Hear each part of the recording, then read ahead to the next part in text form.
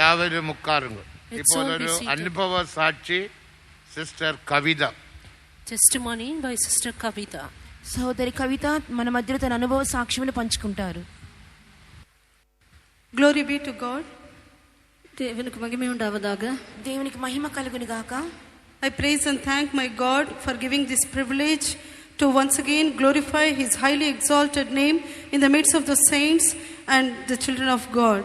மிகவும் துதிக்கப்படத்தக்கதான அவருடைய நாமத்தை பரிசுத்தவான்கள் மத்தியிலும் தேவ சமூகத்திலும் மறுபடியும் மகிமைப்படுத்தும்படியாக தேவன் எனக்கு தந்ததான இந்த பாக்கியத்துக்காக நான் அவரை நன்றியோடு ஸ்தோத்திரிக்கிறேன். దేవుని సన్నిధానములోను పరిశుద్ధులందరి ఎదుటను అధికముగా స్తుతింపబడిన నామమును హెచ్చించుటకును దేవుడు అనుగ్రహించినటువంటి ధన్యత నిమిత్తమై దేవునికి నామమును మరొకసారి స్తుతులు స్తోత్రములు చెల్లించుకొనుచున్నాను. I was born and brought up in a nominal Christian CSA family as a second child. நான் ஒரு பேர் கிறிஸ்தவ குடும்பத்தில் சிஎஸ்ஐ குடும்பத்தில் இரண்டாவது பிள்ளையாக பிறந்து வளர்க்கப்பட்டேன். నేను ఒక నామకార్థ క్రైస్తవ కుటుంబంలో రెండవ బిడ్డగా నా కుటుంబంలో నేను జన్మించి ఉన్నాను. My parents brought me up in much devotion and fear of God. மிகுந்த பக்தியோடும் தேவ பயத்தோடும் கூட என்னுடைய பெற்றோர் என்னை வளர்த்து வந்தார்கள். మా తల్లిదండ్రులైన వారు నన్ను మిక్కిలి భక్తితోనూ భయభక్తులతోనూ పెంచి ఉన్నారు. Before the foundation of the world, God has chosen me and he has started to reveal his concern and purpose in my life right from my birth.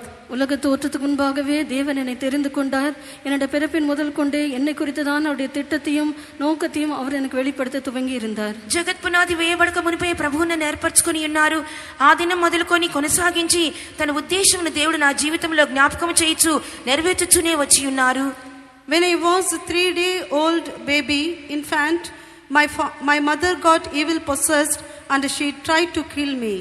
எனக்கு 3 நாட்களே நான் பிறந்து 3 நாட்கள் ஆகி இருந்தன. என்னுடைய தாயார் பிசாசுகளினால் பீடிக்கப்பட்டு என்னை எப்படியாவது கொல்ல வேண்டும் என்று அவர்கள் முயற்சி எடுத்தார்கள். నాకు 3 దినముల వయసున్న చిన్న పసిబిడ్డగా ఉంటున్నప్పుడే నా తల్లి గారికి దయ్యము పట్టి నన్ను చంపాలని ప్రయత్నించి ఉన్నది. But God who knew me when before I formed in my mother's belly, he delivered my mother from that evil spirits, and God destroyed the power of the darkness, and God preserved my life in my infant. ஆனால் என்னுடைய தாயின் கருவிலே என்னை முன் அறிந்ததான தேவன் அந்த பிசாசின் வல்லமைகளிலிருந்து என் தாயாரை விடுதலையாக்கி என்னை பாதுகாத்தார். నా తల్లి గర్భము నుండి నన్ను ఏర్పరచుకున్నటువంటి నా దేవుడు ఆ సాతాను శక్తుల నుండి అంధకారం నుండి మా తల్లికి విడుదల చేసి ఉన్నారు. దేవుడు నన్ను కాపాడి ఉన్నారు. In my school days, to fulfill my father's will, I had taken up the classical course for the classical dance.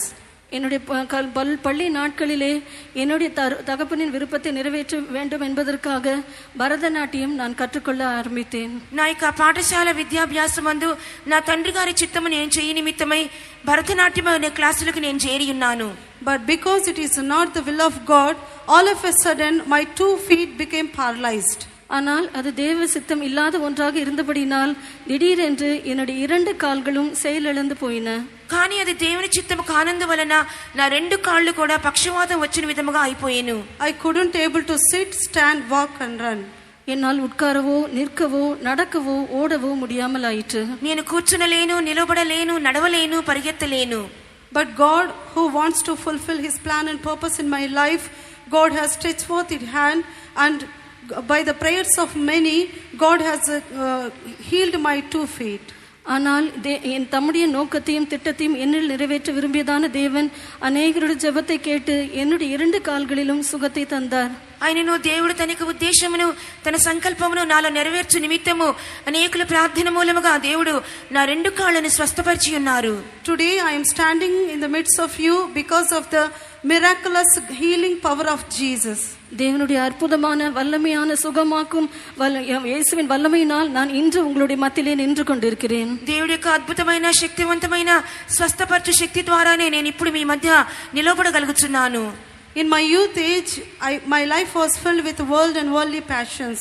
இந்த என்னுடைய வாலிப வயதிலே என்னுடைய ஜீவியமானது இந்த உலகத்தினாலும் உலகத்தின் ஆசாபாசங்களினாலும் நிறைந்ததாய் இருந்தது. నా యొక్క యవ్వన ప్రాయము చూసినప్పుడు ఈ లోకము ద్వారాను లోక ఆసక్తుల ద్వారాను నింపబడిన దానిగా కనబడి ఉన్నాను. I had a thought that all gods are same and people may worship their gods in their own ways. நான் நினைத்தேன் எல்லா தேவர்களும் ஒன்றுதான், எல்லாரும் அவரவர்கள் தங்கள் விருப்பப்படியே தாங்கள் விரும்புகிறதான தெய்வத்தை வணங்கலாம் என்று நான் சிந்தித்துக் கொண்டிருந்தேன். దేవుళ్ళందరూ ఒక్కరే, వారి వారి ఇష్ట ప్రకారంగా వారి వారి దేవుళ్లను దేవతలను వారు ఆరాధించుకొనవచ్చును, పూజించుకొనవచ్చునని చెప్పి నేను అనుకుని ఉన్నాను. But one verse in Bible, 1 Timothy 2nd chapter 5th verse, there is only one God and one mediator between God and man, the man Christ Jesus, touched my heart. ஆனால் வேதாகமத்தில் ஒரு வசனம் இருக்கிறது, 1 தீமோத்தேயு 1:5, தேவன் ஒருவரே, தேவனுக்கும் மனுஷனுக்கும் மத்தியஸ்தரும் ஒருவரே என்ற வசனம் என்ற இருதயத்தை தொட்டது. కానీ మొదటి తిమోతి పత్రిక 2వ అధ్యాయము 5వ వాక్య ప్రకారముగా దేవుడు ఒక్కడే, దేవునికిని మానవులకును మధ్యవర్తి ఒక్కడే, ఆయనే క్రీస్తు యేసు నరుడు అని చెప్పిన వాక్యము నన్ను ముట్టి ఉన్నది. Though I believed that Jesus Christ is only the true God, but I don't have the true salvation experience. இயேசு கிறிஸ்து தான் உண்மையான தெய்வம் என்பதை நான் ஏற்றுக்கொண்டிருந்தாலும் உண்மையான ரட்சிப்பின் அனுபவத்தை நான் பெற்றுக்கொண்டவளாக இருக்கவில்லை. యేసు క్రీస్తే నిజమైన దేవునిగా నేను నమ్మి ఉన్నప్పటికీ ఒక నిజమైన రక్షణ నాలో లేకుండెను. By the grace of God, by the mercies of God, God helped me to meet one professor in my university who belongs to this TPM church. தேவனுடைய கிருபையினாலும் இரக்கத்தினாலும் என்னுடைய பல்கலைக்கழகத்தில் இருந்ததான இந்த TPM சபையை சேர்ந்ததான ஒரு பேராசிரியரை சந்திக்கும்படியான ஒரு தருணத்தை கர்த்தர் எனக்கு தந்தார். దేవుని కృపా కరికరముల బట్టి నేను విద్యాభ్యాసము చేస్తున్నటువంటి విశ్వవిద్యాలయం ఉన్నటువంటి ఒక ప్రొఫెసర్ గారు ఈ యొక్క సంఘమునకు చెందిన వారిని నేను సంధించుట జరిగి ఉన్నది. Through him, by the grace of God, God helped me to know the true fellowship of the saints. அவர் மூலமாக தேவனுடைய கிருபையினால் உண்மையான பரிசுத்தவான்களுடைய ஐக்கியத்தை குறித்து அறிந்து கொள்ள கர்த்தர் எனக்கு உதவி செய்தார். ఆయన మూలముగా దేవుని కృప ద్వారా ఈ నిజమైనటువంటి అపోస్తల ఉపదేశం ఏంటో తెలుసుకున్నట్టుకు ప్రభు నాకు సహాయం చేసిరి. On one Sunday when the worship service is going on, that time my heart was filled with so many confusions and doubts about this doctrine. Spirit of God started to deal with me. ஒரு ஞாயிற்றுக்கிழமை காலை ஆராதனையில் என்னுடைய இருதயம் அநேக குழப்பங்களினாலும் சந்தேகங்களால் நிரப்பப்பட்டதா இருந்தது. அப்போது கர்த்தருடைய ஆவியானவர் என்னோடு இடைப்பட ஆரம்பித்தார். ఒక ఆదివారం ఆరాధనలో నా మనసు ఎంతో కలవరముతోనూ కలతతోనూ ఉండి ఉన్నది. ఉపదేశముల గురించినటువంటి ఎన్నో చింతలు నాలో ఉండి ఉన్నవి. అయితే దేవుని ఆత్మ సమయమందు నాతో వ్యవహరించుటకు ప్రారంభించి ఉన్నారు. Spirit of God revealed me all my sins and iniquities and shortcomings which I committed right from my childhood. என்னுடைய பாவங்கள், அக்கிரமங்கள், குறைகள் எல்லாவற்றையும் நான் சிறு வயதிலிருந்து செய்ததான எல்லாவற்றிலையும் கர்த்தருடைய ஆவியானவர் எனக்கு வெளிப்படுத்தினார். దేవుని ఆత్మ నా బాల్య దినముల నుండి నేను చేసినటువంటి ప్రతి విధమైనటువంటి కొరతలు, బలహీనతలు, తప్పిదములన్నీ కూడా నాకు బయలుపరచుటకు ప్రారంభించి ఉన్నారు. When I repented, God forgave and given this great salvation. நான் பாவ அறிக்கை செய்து மனம் திரும்பிய போது இந்த உண்மையான ரட்சிப்பை கர்த்தர் எனக்கு தந்தார். నేను ఎప్పుడైతే పశ్చాత్తాపడి మారు మనసు పొంది ఉన్నానో దేవుడి గొప్ప రక్షణను నాకు అనుగ్రహించి ఉన్నారు. The very same day God has also anointed me with the fiery anointing. அதே நாளில் தானே கர்த்தர் என்னை அக்கினி அபிஷேகத்தினால் பரிசுத்த ஆவியினால் நிரப்பினார். అదే దినమందు దేవుడు నన్ను అగ్ని అభిషేకము పరిశుద్ధాత్మతో నింపి ఉన్నారు. After that, soon I surrendered for the waters of baptism. அதற்கு பின் வெகு சீக்கிரத்திலேயே தண்ணி ஞானஸ்நான சத்தியத்துக்கு நான் என்னை ஒப்பு கொடுத்தேன். దాని తదుపరి వెంటనే నేను నీటి బాప్తి సత్యమునకు అప్పగించుకొని ఉన్నాను. That time I was having a great zeal to fulfill my father's will, and I was seriously preparing for the civil service exams to become an IPS officer and to do the social service. என்னுடைய தகப்பனுடைய விருப்பத்தை எப்படியாலும் நிறைவேற்ற வேண்டும் என்றதான ஒரு பெரிய வைராக்கியம் எனக்கு இருந்தது. அதனால் சிவில் எக்ஸாம் எழுதி ஒரு IPS ஆபீசராக மாற வேண்டும், சமூக சேவை செய்ய வேண்டும் என்றதான விருப்பம் எனக்குள் இருந்தது. ఆ దినములలో మా తండ్రి గారికి ఇష్టము నెరవేర్చు నిమిత్తము సామాజిక సేవ చేయాలనే ఆశతో నేను సివిల్స్ కి నేను తయారవుతూ ఉన్నాను. ఎలాగైనా సరే IPS పోస్ట్ నేను పొందవాలని చెప్పి నేను ప్రయత్నించి ఉన్నాను. But the gracious God also started to reveal his plan and purpose in my life through many visions and dreams and prophecies and word of God. ஆனால் கிருபையுள்ள தேவன் அநேக தரிசனங்கள், சொப்பனங்கள், தேவனுடைய வசனங்கள் ஆகியவற்றின் மூலமாக என்னை குறித்ததான தம்முடைய திட்டத்தையும் நோக்கத்தையும் தேவன் வெளிப்படுத்த ஆரம்பித்தார். ఆయనను కృపగల దేవుడు నా పట్ల ఉన్నటువంటి దేవుని ఉద్దేశమును అనేకమైనటువంటి స్వప్నముల ద్వారాను, దర్శనముల ద్వారాను, దేవుని వాక్యము ద్వారాను నాతో బయలుపరచుటకు ప్రారంభించి ఉన్నారు. That time I was in a great trouble in my heart, and also there is a great conflict in my heart what to decide to do in my life. ஆனால் என்னுடைய ஜீவிதத்தில் நான் என்ன செய்ய வேண்டும் என்பது குறித்து என்னுடைய இருதயத்திலே மிகுந்த குழப்பமும் கலக்கமும் உண்டாயிருந்தது. ఆ సమయంలో నా జీవితంలో నేను ఏమి చేయవలెనో ఎటు తోచని పరిస్థితి కలవరంతో నేను నిండి ఉంటిని. That time my parents, they also trying to do their will in my life. ஆனால் அதே சமயத்தில் என்னுடைய பெற்றோர் தங்களுடைய விருப்பத்தை என்னுடைய ஜீவிதத்திலும் நிறைவேற்ற வேண்டும் என்று விரும்பினார்கள். అదే సమయంలో మా తల్లిదండ్రులైన వారు కూడా వారి చిత్తమును ఇష్టమును నాలో నెరవేర్చాలని ప్రయత్నించి ఉన్నారు. Then I asked my God, Lord, give me one job. For few years I will do that. After that I will surrender for the full time ministry. அப்பொழுது நான் தேவனிடம் இவ்வாறு சொன்னேன், ஆண்டவரே எனக்கு ஒரு வேலையை தாரும், நான் கொஞ்ச நாட்கள் கொஞ்ச வருஷங்கள் வேலை செய்துவிட்டு அதற்கு பின்பு முழு நேர ஊழியத்துக்கென்று நான் என்னை ஒப்பு கொடுக்கிறேன் என்று நான் அவரிடம் சொன்னேன். అప్పుడు నేను దేవునితో నేను చెప్పి ఉన్నాను, ప్రభువా ఒక ఉద్యోగం నాకు దయచేయము, కొన్ని సంవత్సరములు నేను ఉద్యోగం చేసిన తర్వాత ఈ యొక్క పూర్తి సమయ సేవకు నేను సమర్పించుకుంటానని చెప్పి ఉన్నాను. Within 1 week God blessed me with a good government job. And in that place I want to glorify my God, and I started to share the gospel and lead many youths to this truth. ஒரு வாரத்துக்குள்ளாகவே தேவன் ஒரு government உத்தியோகத்தை கர்த்தர் எனக்கு கட்டளையிட்டார். நான் அங்கு சுசேஷத்தை பகிர்ந்து கொண்டேன். அநேக வாலிபர்களை இந்த சத்தியத்துக்கு நேராக வழி நடத்த கர்த்தர் எனக்கு ఉదவி செய்தார். ఒక వార దినములలోనే దేవుడు నాకు ప్రభుత్వోద్యోగం అనుగ్రహించి ఉన్నారు. అక్కడ కూడా దేవునికి సువార్తను ప్రకటించుటకును అనేక మంది యవనస్తులను ప్రభువు వైపు త్రిపుటకును ప్రభు నాకు సహాయం చేసి ఉన్నారు. Though I was doing the youth ministry, I don't have the real peace in my heart. நான் வாலிபர்களுக்கிடையே ஒரு ஊழியத்தை செய்து கொண்டிருந்த போதிலும் உண்மையான சமாதானம் என்னுடைய இருதயத்தில் இருக்கவில்லை. ఆ విధంగా యవనస్తుల మధ్యలో నేను పరిచర్య చేయుచుంటున్నప్పటికీ ఎటువంటి ఒక సరైన సమాధానం నాలో లేకుండెను. God has blessed me and provided me everything which an young girl desired to live in this world. ஒரு வாலிப பிள்ளை இந்த உலகத்தில் எப்படியெல்லாம் ஜீவிக்க வேண்டும் என்று விரும்புவாளோ அதற்கு தேவையான எல்லாவற்றையும் தேவன் தந்து என்னை ஆசீர்வதித்திருந்தார். ఈ లోకములో ఒక యవనస్తురాలు ఎలా జీవించాలని ఆశపడనో ఆ కార్యములన్నిటినీ ప్రభు నాకు అనుగ్రహించి నన్ను ఆశీర్వదించి ఉన్నారు. But in my heart I have no peace and joy. ஆனால் என்னுடைய இருதயத்திலோ సమాధానమో సంతోషమో இல்லை. కానీ నా హృదయం అందైతే ఎటువంటి సంతోషము కానీ సమాధానము కానీ లేదు. When I confessed with my mouth and surrender for the will of God to do the full time ministry, immediately great peace came into my heart. நான் என்னுடைய வாயினால் அறிக்கையிட்டு இந்த முழு நேர ஊழியத்துக்கென்று நான் என்னை ஒப்பு கொடுத்த போது ஒரு பெரிய சமாதானம் என்னுடைய இருதயத்தை நிறைத்தது. ఈ పూర్తి సమయ సేవకు నేను సమర్పించుకుంటానని చెప్పి ఎప్పుడైతే నా నోటి ద్వారా నేను ఒప్పుకోలు చేసి ఉన్నానో వెంటనే గొప్ప సమాధానం నా హృదయంలోనికి వచ్చెను. Meanwhile my parents also started they fixed my marriage. இதற்கிடையிலே என்னுடைய பெற்றோர் என்னுடைய திருமணத்தை ஒழுங்குபடுத்தி இருந்தார்கள். ఈ మధ్య కాలంలో మా తల్లిదండ్రులైన వారు నాకు వివాహమును ఏర్పాటు చేసి ఉన్నారు. When I refused it, they troubled me a lot. நான் அதற்கு மறுப்பு தெரிவித்த போது அவர்கள் அதிகமான கஷ்டங்களை எனக்கு கொடுத்தார்கள். నేను దాన్ని తృణీకరించినప్పుడు అధికమైన కష్టములు నాకు కలుగ చేసి ఉన్నారు. The God who gave me the great salvation, I want to please him alone, and in the midst of many toils and troubles I surrendered in 2007 for the full time ministry.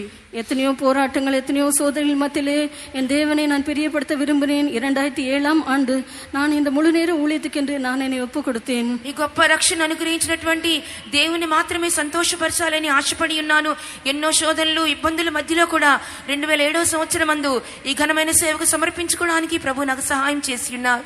But because of my parents and my working institution, I was hindered to come into the house of God.